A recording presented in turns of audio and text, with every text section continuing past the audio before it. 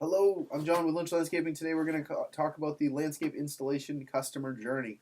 So really from your initial contact with us to your project is completed and all the steps in between. We got 11 of them. I don't even have enough fingers for 11.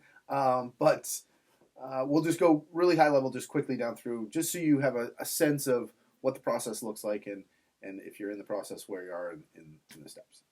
Okay, so step one, customer journey, is really that initial contact. So you're going to reach out to us a whole host of different ways, but inevitably we're going to reach back out to you. Typically that's going to be a phone call. Doesn't have to be, but typically it's going to be a phone call. We're going to get kind of all of your key information, name, address, site location, all those things. We're going to try to give you some rough idea about pricing. There's going to be a little bit of conversation about what you're trying to achieve, what you're going to do there, but more than likely that'll happen later on. And then we're going to schedule that site visit, which is where we kind of dive deeper. So that's the screening step. Next step is really the consultation or site visit.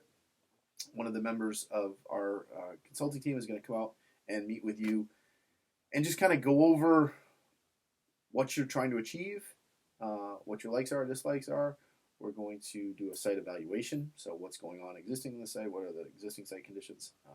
How can we access the site? And then we're going to talk about pricing in that. And then at that site visit or consultation, you're going to have the opportunity to lock in into our schedule if you want. So we're going to give you some rough pricing. If you like that rough pricing, you like our ideas, you want to move forward with us, for a 10% deposit that is refundable, you can lock into a time frame. It's usually a 2-week window. Again, so if we say early June, it's going to be the first, second week in June. We can't really guarantee exact dates, but you don't have to lock in, but you can at that point if you want to. So you can get on our schedule. From there, regardless of whether or not you lock in or not, we're going to come back to the office and we're going to do kind of the estimate and the design and pull all those documents together. Then we're going to submit that to you. That submittal is going to look like a file that has the proposal in it. The proposal is going to be line item by all the kind of tasks that we talked about or different items that we talked about. You're also going to have a plan view of the area that we're working in, or maybe potentially multiple plan views, and then perspective views of the areas as well. So those are kind of like 2D renderings of the area.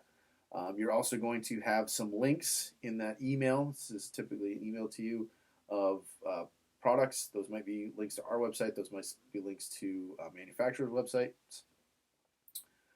And then a plant description page is typically, if you're getting plants, we're going to kind of outline all the plants that are on the plan, and there'll be a brief description about them, kind of like their height, where they grow, where they're going to flower, if they're going to flower, those types of things. And that's pretty much it for the submittals. Once you receive that, you're going to review it. You might want to make some changes to it. Hey, the patio needs to be bigger, or I really want to add some plants over here that we didn't talk about in the site visit. Is that possible? Can we add lighting? I don't really like fire pits anymore. Can we take the fire pit out? Whatever that might be. So you're going to make those changes, and then we're really just trying to hone in on what the project is, actually going to be, what it's definitely going to look like, and just refining that as much as possible. And then once that happens, we're going to ask for a deposit. Once you've kind of accepted the proposal, we'll ask for a deposit, and that deposit allows us to get you on the schedule. So it's for up, it's the deposit needs to be for a third of the total project. You might have already given us 10% in the site visit. You might not have, but again, to get you like scheduled and us to order materials and get going, we need that full third. Okay, so once we receive that, you're on the schedule. We'll communicate to you roughly your time frame again. We kind of work in that 2-week window usually, and then we've got to do a series of things before the project starts. So depending on the project, more than likely there might be some. Typically, there's some permitting that needs to be done, either the state, the shoreline zoning permit, or the town. Any of that permitting will be taken care of. We're going to call DigSafe more than likely if we're excavating more than 6 inches. So they'll come and mark all public utilities. They do not mark private utilities, but they'll mark all the public utilities. And then we'll just kind of communicate to you again. So typically, once you get the deposit, we're going to give you kind of a rough window when we're going to be there. And then when we're about a week out, we're going to let you know that. And then within that coming week, we're going to try to give you a couple days heads up, but we'll definitely certainly let you know at least a day ahead of when we'll actually show up.